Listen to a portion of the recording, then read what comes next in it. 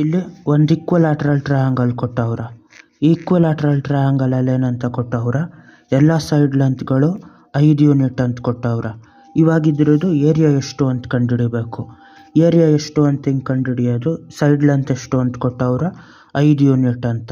Side length 5 unit ಆದರೆ area ಎಷ್ಟು ಅಂತ ಕಂಡುಹಿಡಿಯೋಕ್ಕೆ √3/4 ಟೈಮ್ಸ್ ಆಫ್ a² ಅಂತ ಮಾಡಬೇಕು. ಇದು ಈಕ್ವಲ್ಯಾಟ್ರಲ್ ಟ್ರಯಾಂಗಲ್ದು ಫಾರ್ಮುಲಾ.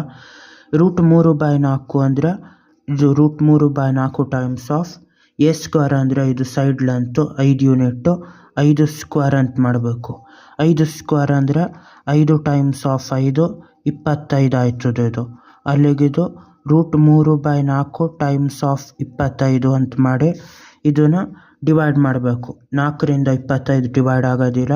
25 ಟೈಮ್ಸ್ ಆಫ್ √3 ಅಂದರೆ 25 √3/4 ಸ್ಕ್ವೇರ್ ಯೂನಿಟ್ಗಳು ಈಕ್ವಲ್ಯಾಟ್ರಲ್ ಟ್ರಯಾಂಗಲ್ದು ಟೋಟಲ್ ಏರಿಯಾ.